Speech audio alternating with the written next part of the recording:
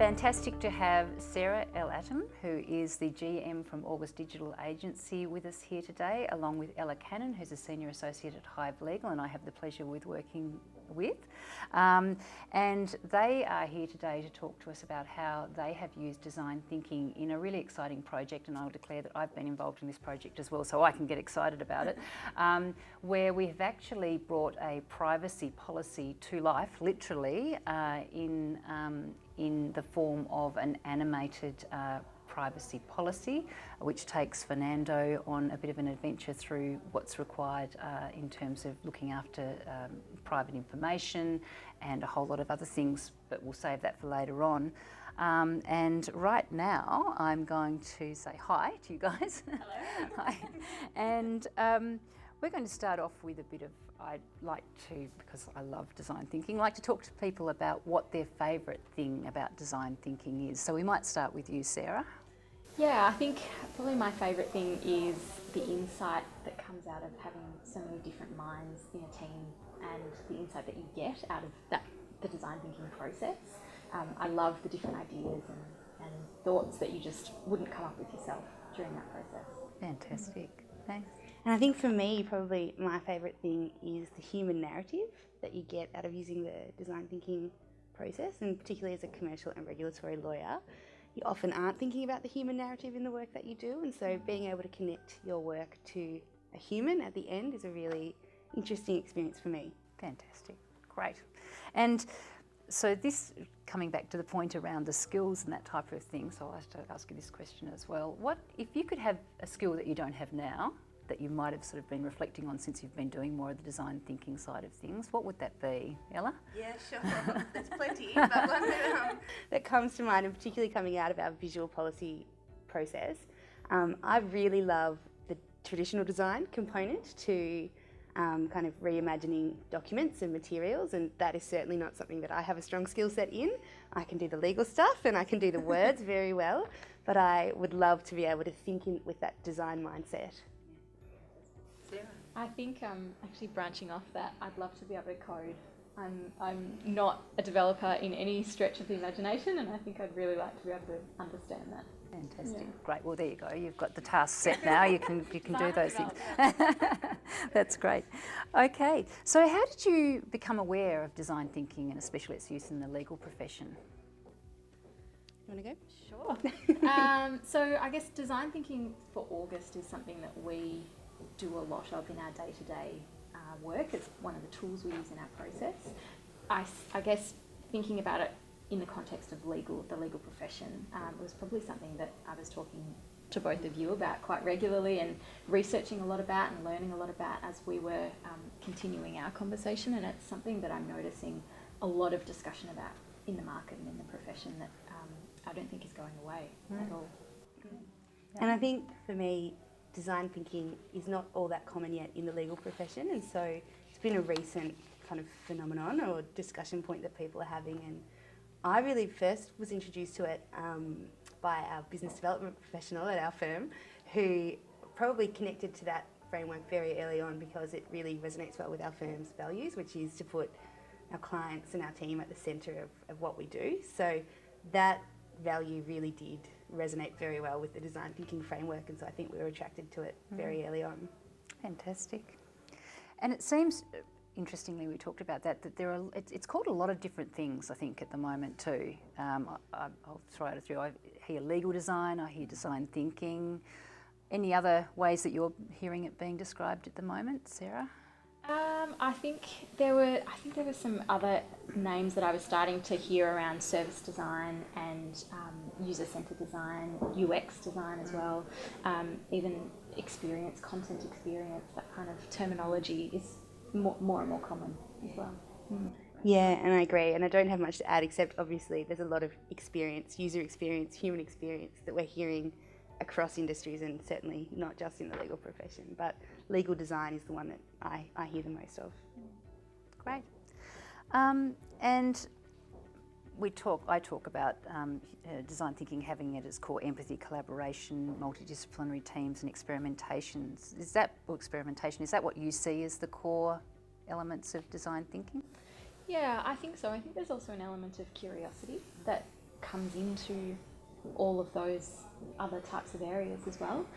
Curiosity and compassion are probably the two areas that really stand out for me, because I think having that empathy and really being able to draw on that, you need a curious mind to be asking those questions and to start delving into why and just going a bit further as well. And I agree with all of that, and I think the only one I would add is the element of purpose. And I think using the design thinking framework really does require you all to be identifying what the purpose of your particular process is and what you're doing it for, and really pulling back to that at every step along the way. So I think that's an important component. Absolutely. Great. And so what benefits do you see that design thinking has for the profession? I feel like there's a lot. There are a lot of benefits. I think one of the key ones is that it does require lawyers to think outside the confines of how they have traditionally approached work, which is to take a set of facts or circumstances and to apply the law to those facts and circumstances without real consideration of, I guess, commercial or reputational components or broader business issues. And so I think the design thinking framework really throws that out and brings in multidisciplinary teams with different perspectives that are all important to a problem-solving session or developing a solution that's not just legal. So I think that is a real benefit that lawyers can get from the design thinking framework that they can apply on their own to the way that they work. Yeah, absolutely. I think I would add to Ella's comments around that multidisciplinary skill set and knowing that it's another tool to solve problems with, which I think is incredibly helpful for lawyers. Absolutely. Great. Okay, all very positive, which is fantastic. Do you see any misconceptions that the profession might have or lawyers might have around design thinking? That it's all about post-it notes and butcher's paper? One that I certainly had before I got into the design thinking process, and that was that you only get the benefit from understanding this framework if you sit down with post-its and butcher's paper and have a kind of a siloed session on a particular problem, whereas obviously that is a key part of the framework, but I've found it useful just being familiar with the concepts because that has imbued the way that I work more broadly. And so I think you don't always need to sit down and have a big, long session to get the benefit of design thinking. Just to explore that a bit more, Ella, too, as a lawyer then, in terms of some of the ways that you might approach providing legal solutions or legal advice, how has it impacted the way that you think that way? I think it's changed the way I approach a task entirely, because if I get instructions from a client to, for example, provide advice on a compliance issue, previously I would have really only been concerned about the legal ramifications and risks and how we mitigate those. But now when I get those instructions, the questions I ask the client initially are very different. You know, who is going to be impacted by this and what matters to them and what matters to the business? You know, you have other considerations, not just compliance. You care about building trust with your end users and you want to be, whatever your values are all really important. And if I can reflect that in the work I do, I feel as though I'm giving a much more holistic and robust solution or advice to clients. Fantastic. Sarah?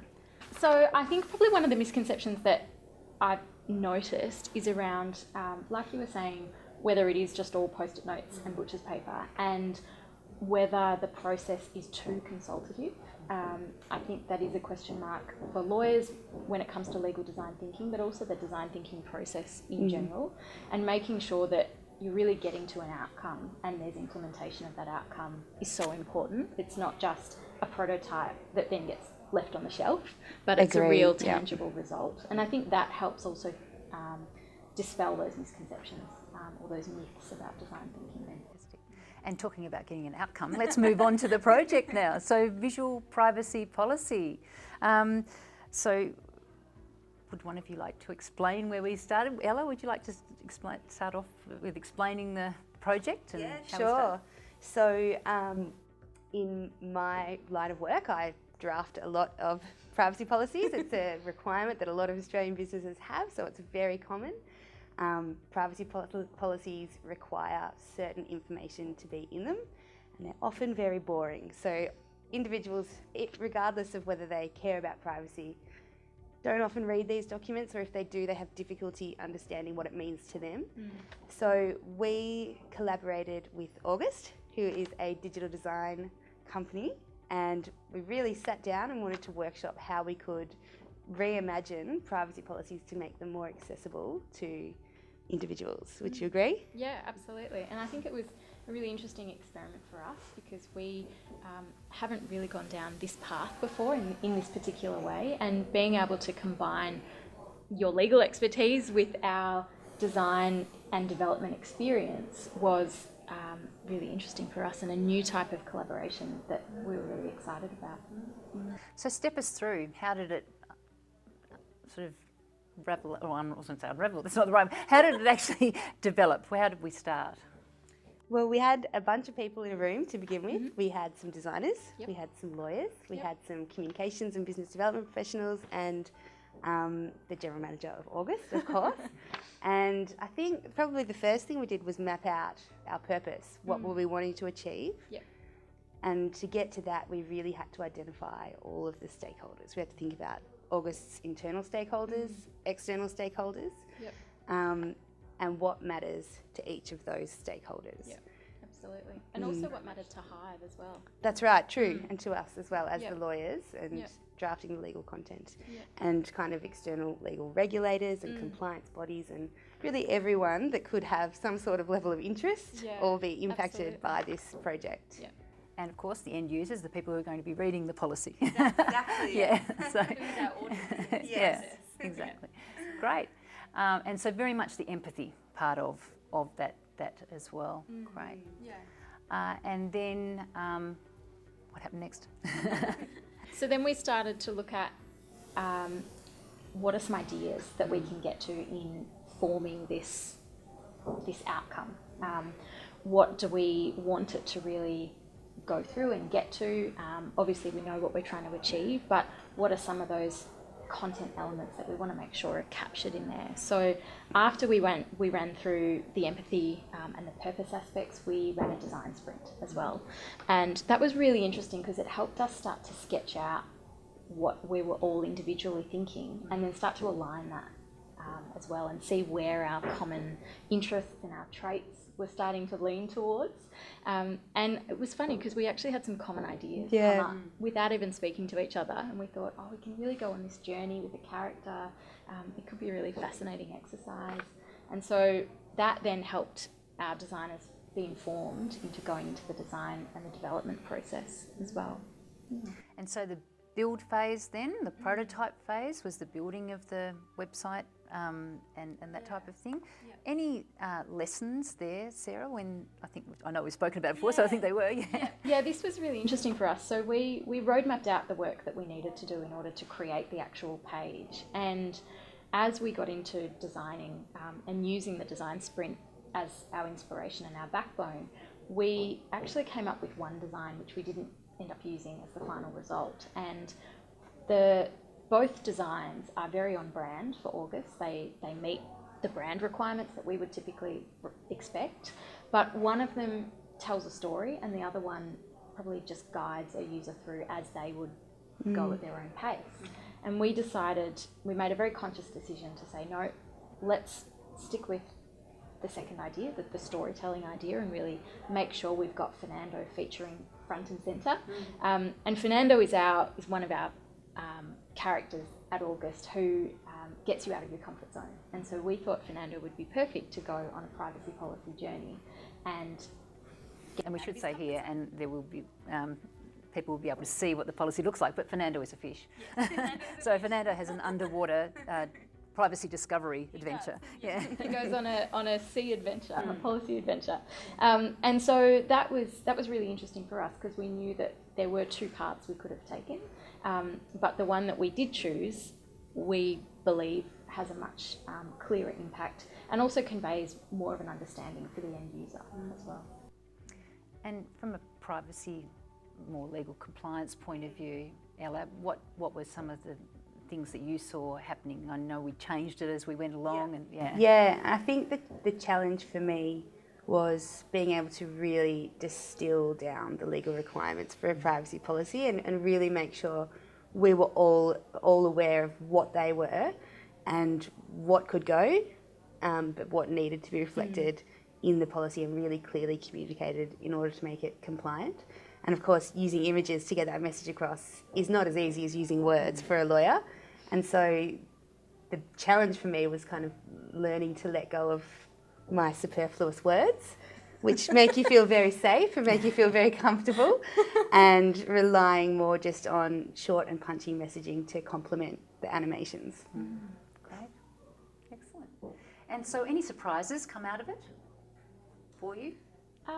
I think we actually had some learnings from more so the back end, and learning about the performance of the site, the animations around it, and what we can do better next time. I think we've had a lot of internal learnings as a team on how we can really make animated sites better from a build perspective, which was great for us.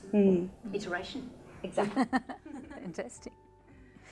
And Ella, from you? Yeah, I think when we were doing the ideation phase of the design thinking process, and we were kind of just spitting out ideas that kind of connected with our empathy considerations, I was really surprised at the number of ideas we had that I thought were actually really great to be thinking about, that we obviously couldn't incorporate in this project, but things that as a lawyer I had never thought about when I was thinking about accessibility of a legal document. And for example, some of the things that, you know, someone spoke up about and said, well, if we're worried about transparency and we're worried about accessibility, should we have options for hearing impaired people to be able to have this read to them?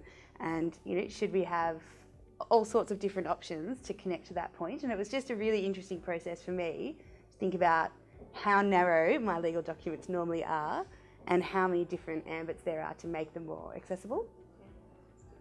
So more projects to happen? We hope so. Hopefully, that's Fantastic. right, yeah. Great.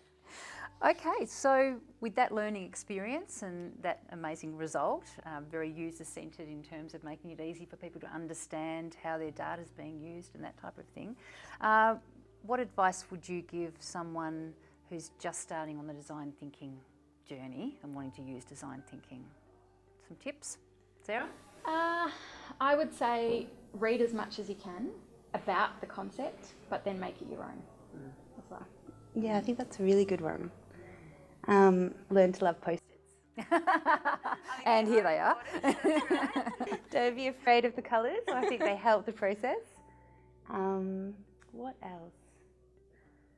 I think for legal professionals who are engaging with this process, one really important thing is to not be afraid of the empathy consideration. I think we often are. We think that is a soft skill or, you know, a soft consideration, but it's really not. And I think businesses really see the benefit of having a product that their users will enjoy reading or accessing.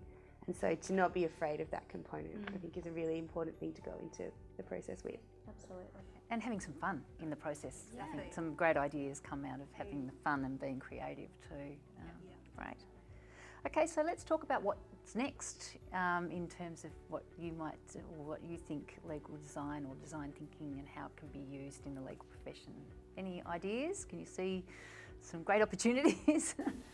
Yeah, absolutely. I think this concept and this tool equips lawyers with new opportunities in how they ultimately serve clients, because I think it is something that really you can add to the tool belt of all the different things that you can do as a lawyer, and really emphasise your interpersonal and your communication skills, very much so.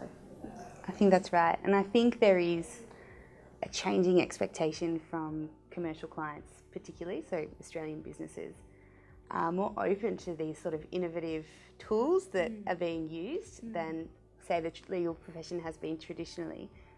The clients are using these sorts of tools within their own internal frameworks, and they're expecting their service providers to be open to that and to be engaging with that and to be able to provide that as well. So I think that's a growing trend that we're seeing, and I don't think that will go away, because I do think the value to the client of this process in terms of getting a more robust and holistic solution is really big. Great. Do you think it's going to change the perception? I suppose you've answered that, Ella, a bit, changing the perception of the legal profession a bit too. I mean, traditionally, I think lawyers are seen as being conservative and sometimes black and white in the way they approach things. Can you see that perception changing? Definitely, and I think there are actually a lot of really creative lawyers out there, but that's not necessarily always encouraged. It's not taught, certainly at university. When I went to university, we were taught to learn the law and we were taught to apply the law. And I really think there is a perception of the legal profession as being quite stagnant and traditional and stuffy, for want of a better word. And I think embracing these different ways of working can only help improve that perception. Slightly different question for you, Sarah. How do you see design thinking working in the future with collaborations with different types of service providers, legal professionals and different service providers? Yeah, I think there's a huge opportunity in this space, especially around that true collaboration between understanding the legal compliance and the law around a particular outcome, and then the implementation of it using technology and using operators who are specialised in that particular space. I think it promotes the opportunity for lawyers to become better communicators, and better communicators not just in the project but outwardly as well, which can only be good for everybody as well. I think there's also a lot of talk around artificial intelligence and how more and more processes can be automated, but design thinking and the interpretation and that empathy concept that is so core to design thinking can't be automated. It's very human. And so lawyers being able to really tap into that as much as possible and work with agencies in tech and design can really start to create some good collaborations and some good opportunities for themselves. Great.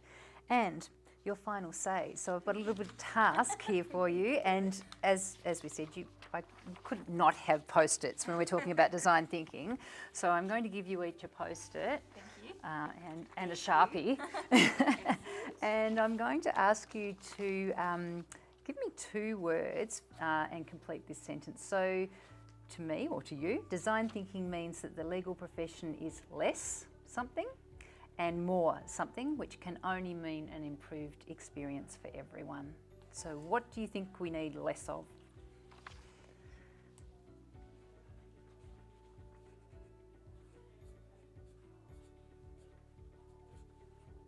Ella's ready to go. Ready? Yeah. What is it? Limited. Less limited. Fantastic. Sarah, less siloed. Less siloed. Both great answers, and we'll put them there. Fantastic. And what do we need more of, or what can design thinking help us with to be more like?